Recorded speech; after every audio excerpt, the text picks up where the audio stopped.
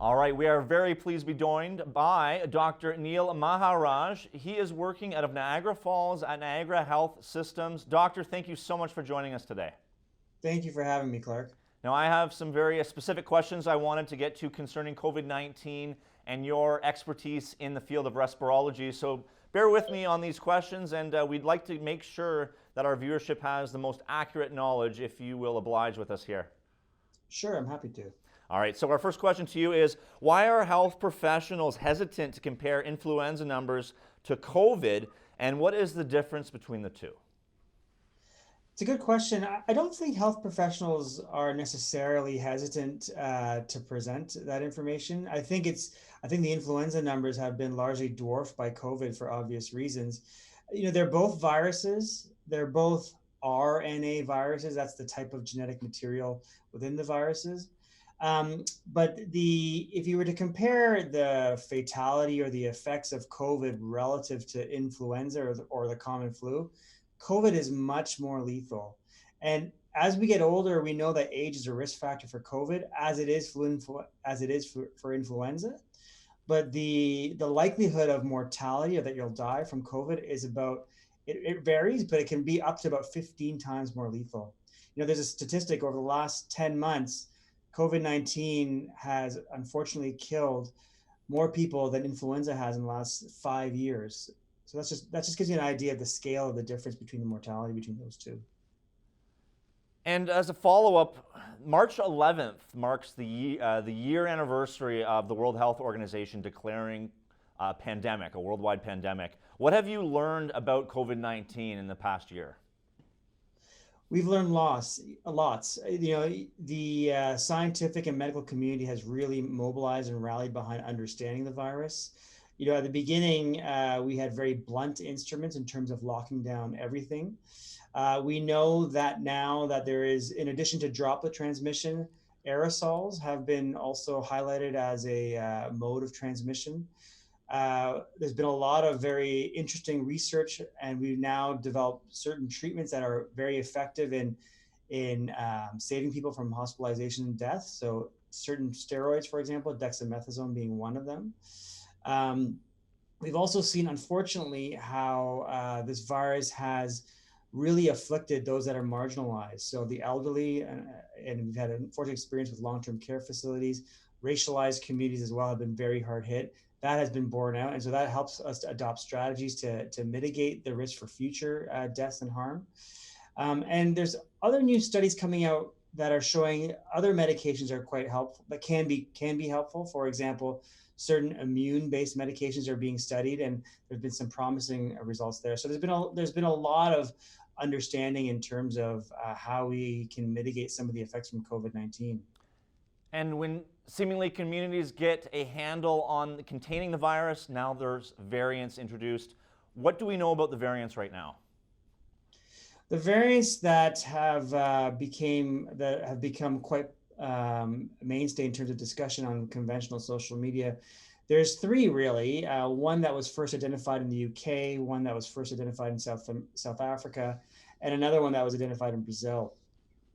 You know, we know that those variants have increased transmissibility, so their ability to spread is greater, significantly greater than the previous plain vanilla COVID, if you would think of it that way. And we've unfortunately seen that, for example, in Roberta Place in Barrie, where it just unfortunately affected so many residents there. We're still trying to understand if these variants are more severe. There's been some evidence to suggest that the infection may be more severe, although that's not quite borne out yet. What it doesn't change, however, despite which form of COVID-19 is affecting an individual, is what we do. The vaccines have been shown to be effective in terms of preventing serious outcomes from that. Our distancing measures remain in place. In fact, they become even more important, and our mask use and hygiene also becomes equally important. So what we do really doesn't change.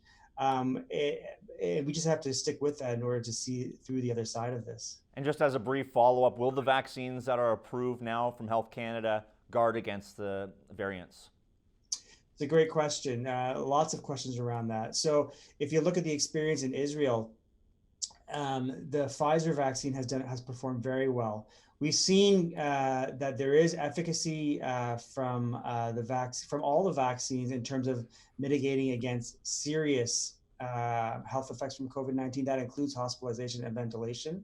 There's been some discussion with the AstraZeneca vaccine if it is not as effective for mild to moderate disease, although that's still being looked at. So we don't really know that for sure. We do know for serious infections, however, all the vaccines are effective.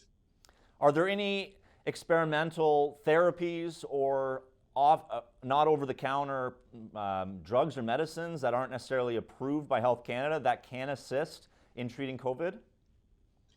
As with all medications and therapies that we're looking at in COVID, they require rigorous study. So, I've seen that there's been lots of research in terms of some of these newer medications, these immune modulating medications that are trying to at least target specific aspects of our immune system. And some of those have shown some initial promise, and some of them have been incorporated in terms of our recommendations. Certain inhaler therapy has been studied, although not formally recommended. So there's a lot underway in terms of trying to develop additional therapies to help mitigate some of the effects from infection from COVID. And speaking of effects, is there any significant health risk for taking a vaccine such as the Moderna or the Pfizer vaccine? Certainly, if you have a known allergic reaction to a component of the vaccine, that's definitely a risk that should be known before administration, obviously. But I would encourage everyone outside of that to get the vaccine.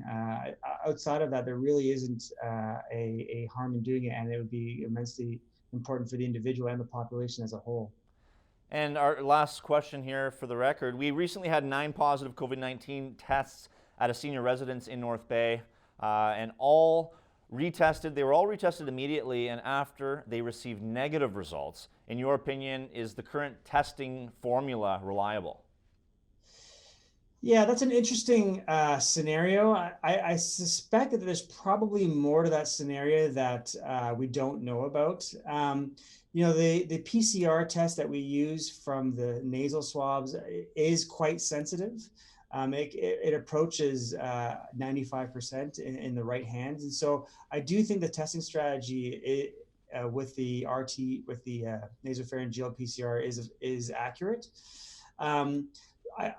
When a test goes from positive to negative, and the question is, well, was that positive really a positive? The tests typically don't err on that side of the equation. We get concerned when they're falsely negative. So again, I think the testing strategy is quite good and reliable in the right hands, and we certainly have a robust framework here in Ontario. And going back to the spread in airborne particles or droplets, how about surfaces? Like I've taken it upon myself to disinfect our office, and there's pretty much no door handle anymore. I've disinfected it so many times. Is surface transmission prevalent? Cleaning and being hygienic around various surfaces, door handles, tables, counters, so on and so forth, I think that's a good practice. Practically speaking, the contribution of infection from surface transmission is low relative to aerosolized droplets and aerosols. So while I think it's a good practice and I would encourage people to do it, I think relatively speaking, the likelihood of transmission is probably more pronounced from those other modalities. Okay. Thank you so much, Doctor. I know your time is extremely valuable, so much appreciated that you joined us today. Thank you very much, Clark. Pleasure speaking with you.